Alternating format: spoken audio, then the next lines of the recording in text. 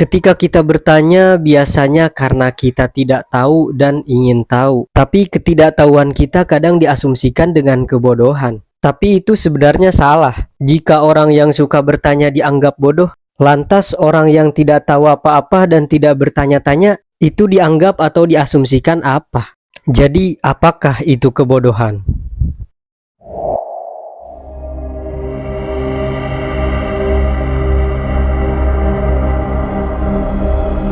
Menurut pandangan Islam, kebodohan adalah kelemahan. Seperti yang diucapkan Nabi Muhammad SAW dalam hadis Al-Jahlu Akhul Aji, hadis riwayat Abu Dawud, yang artinya kebodohan adalah saudara kelemahan. Karena kebodohan adalah suatu kondisi di mana seseorang tidak memiliki pengetahuan atau pemahaman yang cukup tentang sesuatu, sehingga mereka tidak dapat membuat keputusan yang tepat atau mengambil keputusan yang benar.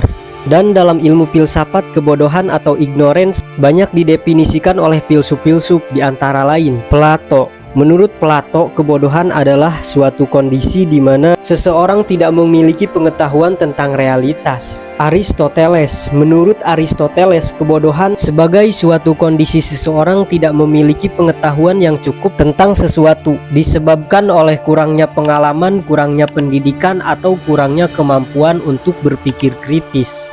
Immanuel Kant, menurut Kant, kebodohan adalah suatu kondisi di mana seseorang tidak memiliki pengetahuan yang benar tentang dunia. Jean-Paul Sartre, Paul menganggap kebodohan sebagai suatu kondisi di mana seorang tidak memiliki kesadaran tentang kebebasan dan tanggung jawab, disebabkan oleh kurangnya pengetahuan tentang diri sendiri dan tentang dunia. Martin Heidegger menganggap kebodohan sebagai suatu kondisi di mana seseorang tidak memiliki pengetahuan yang benar tentang eksistensi dan makna hidup. Dengan banyaknya definisi kebodohan menurut filsuf, bisa kita simpulkan bahwa kebodohan itu menjadi beberapa jenis. Jenis yang pertama adalah kebodohan tentang diri sendiri.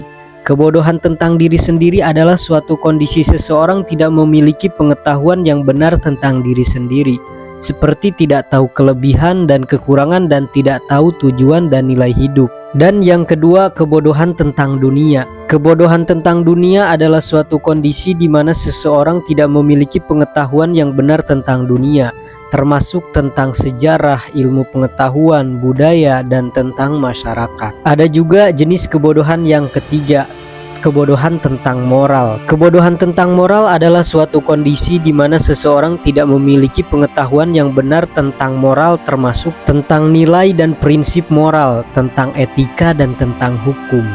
Dari semua jenis kebodohan, tidak ada satupun yang spesifik mengartikan bahwa bertanya itu bodoh. Justru dengan bertanyalah pengetahuan bisa berkembang. Ilmu astronomi ada dan berkembang karena manusia bertanya. Apa itu yang bercahaya yang sangat banyak di atas langit? Ilmu matematika juga lahir karena manusia bertanya tentang berbagai hal. Bagaimana cara menghitung jumlah barang atau orang, bagaimana cara menghitung panjang lebar atau tinggi suatu benda, bagaimana cara membagi atau mengalihkan suatu jumlah, bagaimana cara menemukan pola atau hubungan antara suatu benda atau fenomena. Dan ilmu filsafat juga lahir dan berkembang karena manusia bertanya, apa itu hidup, untuk apa kita hidup, apa itu benar dan salah.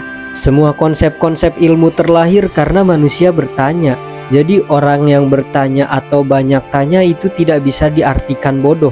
Justru orang bodoh adalah ketika mau tahu sesuatu tapi tidak bertanya. Jangan malu bertanya untuk mengetahui sesuatu, tapi malulah ketika tidak tahu apa-apa tidak bertanya. Di dunia ini tidak ada manusia yang benar-benar tahu tentang sesuatu, karena persepsi dan pengalamannya beda-beda.